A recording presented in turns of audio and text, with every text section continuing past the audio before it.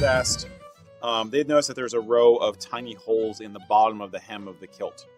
Like dot, dot, dot, dot, dot, dot, dot, dot, little zigzag of punch holes in that. And they're wondering what that's about. Sure. So, when a kilt is different from most garments of clothing and most, things, in that when you make a kilt, you're actually using the bottom edge of the cloth, the finished edge. If you buy suit fabric, for instance, you'll often cut the pattern pieces out of the center of the fabric and not use the very edge. In a kilt, you're actually using the very edge of the cloth. When the cloth is woven at the mill, it's woven, and then they take the finished, the piece of fabric, and they send it to the finishers. And the finishers heat the cloth, they wet the cloth, they treat it, and they're basically setting it so that it's not going to shrink when you iron it and when you do different things to it. So they're setting the cloth to its final, resting place. Solidifying it. Yeah, solidifying getting the fibers to kind of exactly. intermesh and lock together. Yeah, and part of that process is they actually put the fabric, these little hooks, grab the edges of the fabric, and they don't stretch it, but they hold it taut so that they can, treat the fabric and wash it and, put it through its paces at the finishers. And they're actually putting it on tenter hooks, the little hooks that grab the edge of the cloth.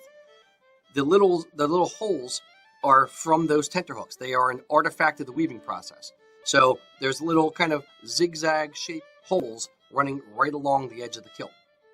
Those are on, whether it's wool cloth, whether it's polyviscose, whether it's single width, double width, it doesn't matter. Those holes on a kilt will be there. Unless it's unfinished, unless they, just do like old-timey natural fabric and they don't send it to a finisher's, which nobody really does professionally. Yeah. Anyway, so those holes will not get bigger. They will shrink a little bit over time. They may disappear, they may not, but they are there as an artifact of the weaving process. It's not going to fray. It's not going to get worse. The only way to get rid of them is to hem the bottom of the kilt. Well, why don't you hem the kilt then? I'm so glad you asked. Why don't you hem kilts? Just cut that junk off.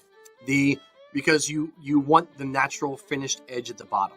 The pleats, think about it this way, the pleats are one layer of fabric all the way down to the bottom of the kilt. Okay. If you hem it, you are doubling the thickness at the very bottom.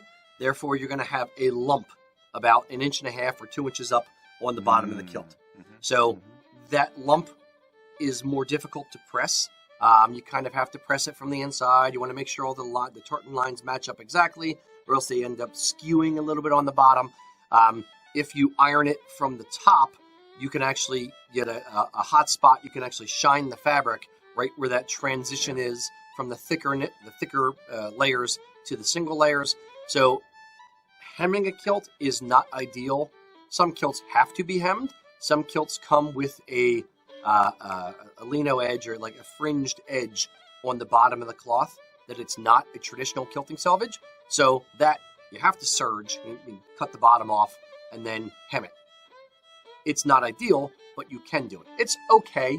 It'll look better than, a fringed bottom, but it's not ideal.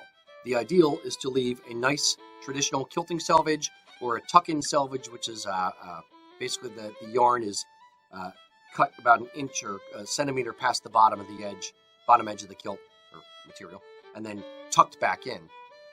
Either one of those is better than a hemmed kilt, and all of it will have those little zigzag holes. But don't worry about it. They're nothing.